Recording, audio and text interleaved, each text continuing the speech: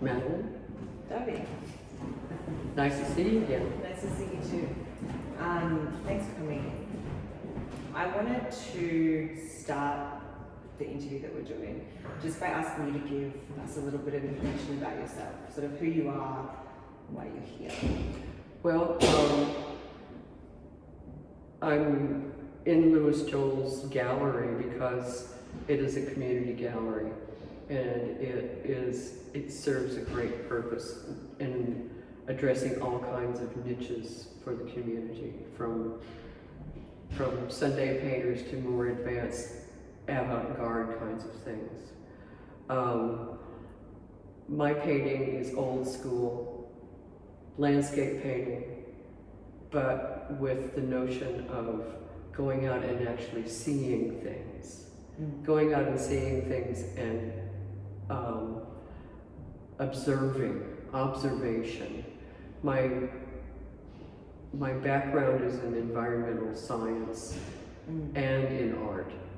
So being able to observe and record is very important in all sciences, you know. Yeah. You observe, you record, you deduce, you make some sorts of evaluations about things. All artists do that. The key thing is observation. And the point of showing these works here is to be able to express that need for preservation and observation. And for years, I supported myself as an environmental scientist, right? Yeah. A data scientist. So that you're looking at individual points of data, you're looking and trying to coalesce that work into a complete picture of something. Obviously, you end up with, you know, a frame of something that you've observed, and it becomes larger and larger, or smaller and smaller, depending on what the intent of the science is, or the intent of the viewer, or the intent of the artist. And now that I'm retired, I have the money to be able to do what I want to be able to do. With that goal in mind, it's like, you know, I want to be able to make the work without having being dependent on trying to compromise something, right? And thankfully, I'm still in good nick and still have some options available left to me so that I'm able to do this. And Louis Joel is a perfect little space in order to do this. That's really the gist of it. Yeah. Why I'm here in Australia is because, you know, I took a leap of faith and I said, okay, you know, life's too short to live in one place, let's go live in another country. Originally from Louisiana, from, you know, Cajun country, that is a real melting pot of cultures, you know, French, Spanish, African American, you get all of those things, so it actually is a gumbo. That is the thing, it's a gumbo. And so I'm always drawing on that mixture of stuff, you know? It's like, how would they do that? How would they do that? How would they do that? How would they see that? You know, what other ingredient can I throw in this to add depth to the savory view, you know, that you're creating? Yeah. And my strongest supporter and my harshest critic is the partner who brought me here. It's like, let's go. I'm going home. You can come or not. Okay, let me pack up the dog. You know? So, and it's only because of the dog, really, that I ended up here. So in Altona. So yeah. So all because of the dog and the partner. And all because of the dog and the partner. So there you go. And it's really interesting to see your kind of vision on the Australian landscape, which, as you said, is not where you grew up or where you originated.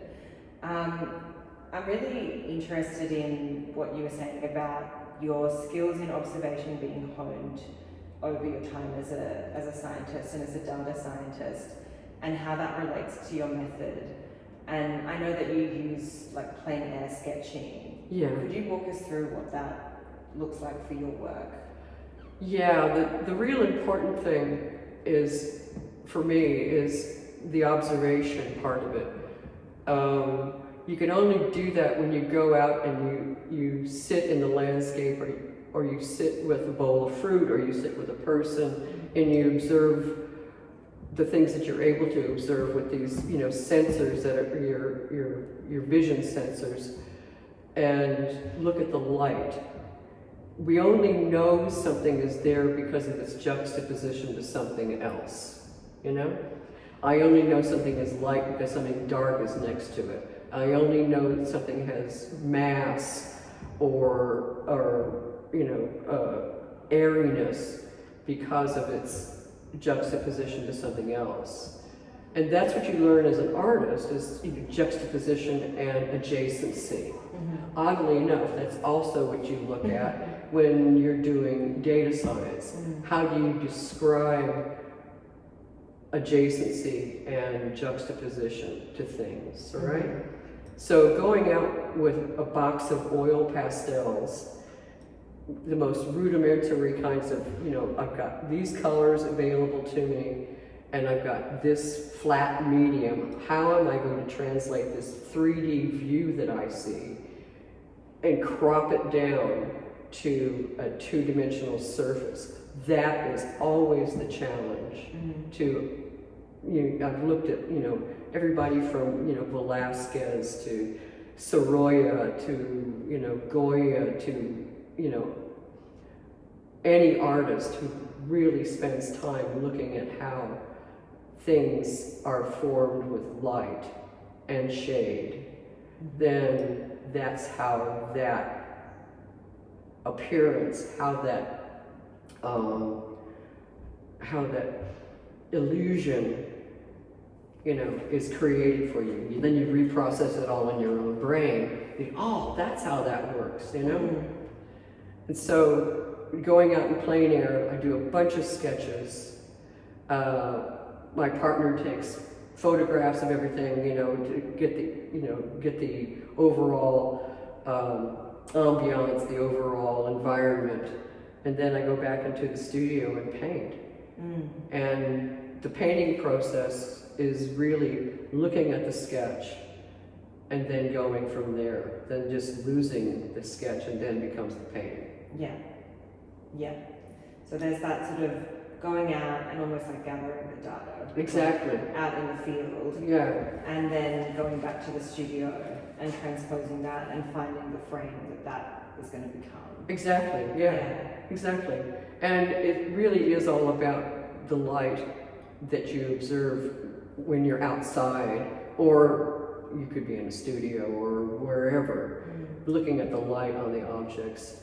And the spaces in between things, it's not just about the thing, it's also the space between things. So and I think that was the comment that somebody said that came up during your launch event, which was last weekend, that your work's suffused with so much light.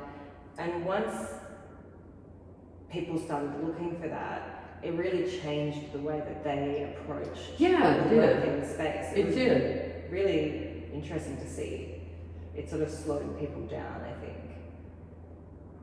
Yeah, it did. And with these particular paintings, the effluvium of these landscapes from above are, you're thinking of it as a horizontal surface, but then some of the other paintings, which are landscapes in the traditional sense, where you have a horizon, you have an object, a mountain or something else, the shade and the deterioration or the formation of that, geology is just as important on a horizontal surface as it is on a vertical surface or something that hovers above it. You know, like a cloud, for example, Yeah, and I think that's really what the oils bring to your work, is that sense of depth. Oil painting is like a vertical medium as well. And it is such a traditional, old-fashioned thing, you know? I also make furniture, and it's not production furniture, it's handcrafted stuff, right? And you have to know where the grain is, you know? You have to work with the grain. You have to have compatible kinds of wood so that one expands and contracts at the same rate as the other one, you know? So, and oil paints, rather than acrylics, have such a more delicate way of blending, at least for me, because I actually like the fact that they don't dry fast, you know, because then I can go back into it and fiddle around, you know, I can excavate it, I can carve into it, I can you know, add a squiggle, or, you know, take the end of the paintbrush and carve into it, and, you know, make patterns or lines that will represent something else. Yeah. Yeah, and it makes your landscapes really, I mean, really vibrant, but really lively as well. The ability to have depth and also to create a sense of movement through that excavation. And it's a real, it's just something that I've done more in the last few years, where I've actually said, you know, I know that there's underpainting here. What if I just scrape off that white and expose the red underneath, you know? What if I, you know, scrape off the black and expose the green or the red underneath that, you know? What does that actually do? The other thing is that there is also a sense of music in that colors vibrate, and tones vibrate, words vibrate. There is a vibration, you know, at some level that we perceive, you know, and that's what the oil painting allows me to do, is allows me to put an orange next to a green or a blue that is like, oh wow, that's really jarring, or oh, that's very, you know, harmonious, or I can play with that depth, you know? Yeah. Yeah. Yeah, and the color palette of just this, like, yeah, central desert and then out to the coast. It's the work hangs together really cohesively, but it feels like a journey through the room, through these different landscapes. Like, they really come to life. And it seems to me that it's a collection of works that also has a real ethic. And so I was wondering if you could talk a bit about why it's important to you to paint landscapes. Right, and that brings up this phrase that I was thinking the whole time I was painting this, and that was Goya's Disasters of War. When he did all of those etchings, so many of them were titled, I saw this, Yo la vi, I saw this. And our lifespans are so short, you know, in terms of geologic time, to actually be able to see, you know, this moment in time in this geology that is, you know, it's just so old, particularly in this landscape in Australia. The phrase "Yo la vi," I saw this, was referring to his seeing what happens with the disasters of war. I wanted to turn that on its head, and rather than the disasters of war, look at how small and how fragmentary our time is within this geologic time frame. You know, this is something that's going to be here for a long time, way past our disasters of war.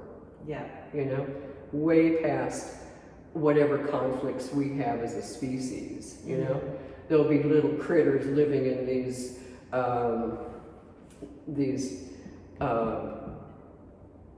you know, puddles and these landscapes and in these, you know, these welling up of water holes and these environments that we have so little effect on, really, you know? I mean, we do, but we kind of don't, you know? I mean, we're just one big, you know, environmental host anyway, when you think about it, you know? Yeah. So. Yeah, there's a sense that the landscapes you're painting are both really old and will persist, but also that we're seeing them at this particular time. Yeah. That was the whole notion, is that I get to see this particular level of work. You know, when I go around and look at the paintings in this, it's like the coastline, all right, and you see the action of water on the land, that juncture of water on the land, all right, that juncture of water from the sky on the land, that junction of, you know, the atmosphere and its turmoil onto the surface of this planet and how it works. And what is really extraordinary about Australia is that it is such an old continent, worn down. The colors are based on the residual amount of iron ore that's left on the planet, you know? How much iron ore, how much salt, how much other kinds of, you know,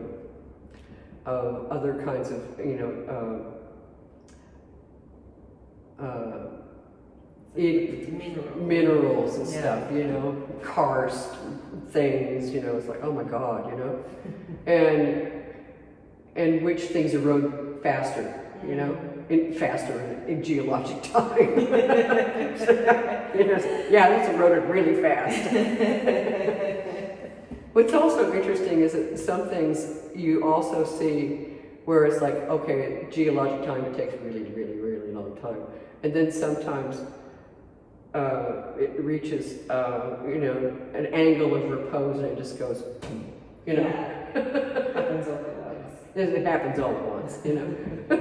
So that was the kind of thing that I wanted people to be able to take away with them, you know, was that, yeah, this is the coastline of Lake Eyre, or these are the mountains that were, you know, near Coober Pedy, and juxtapose that to some of the human interactivity, like the mining tailings at Coober Pedy, you know, and they will melt and, you know, return, you know, so just fascinating stuff, you know. Yeah, and there's so little vegetation in these works of yours, and particularly in sort of the larger salt pan works, which are just like, you know, so it's such a pared back environment to us. Yeah. You know, but there's a whole host of interactions with the soil and the sediment. And there's whole ecosystems that are living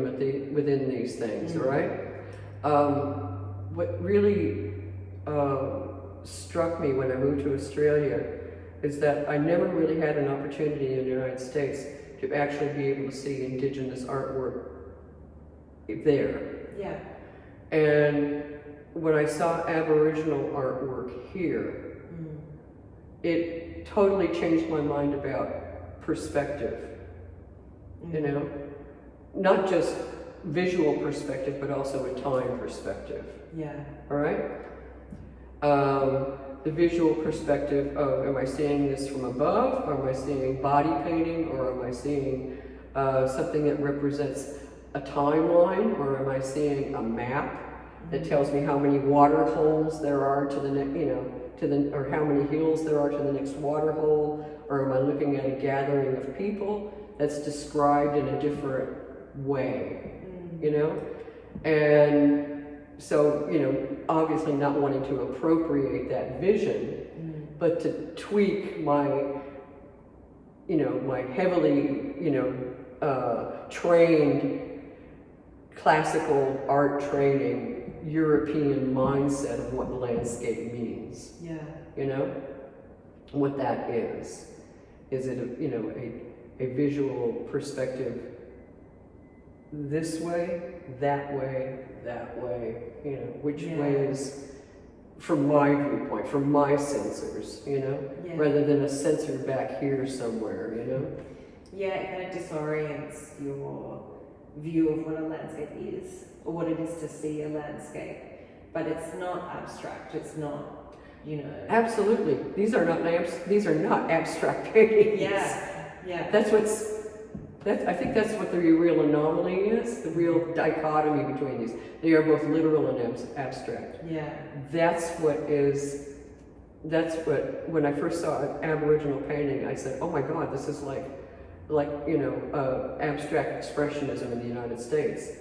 And I said, no, it's not abstract at all.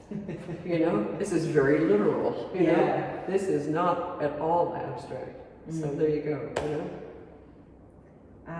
Yeah, I think I'm almost done with my questions. Yeah, thank you. This has been really great to get an insight into the way that you work, but also the ethic behind your works and how those two things are so deeply linked. Like, the art that I really love is art that really marries its method and its perspective, and yours just really is exemplary of that. So. Oh, thank you so much. That's really, coming from you, that's really a really high compliment, you know? Because at this stage of my life, I want to be able to get a few more good pieces of work done, you know? But it's no different for me than, say, cooking. When I go back to my original, you know, roots about how I remember things tasting, you know?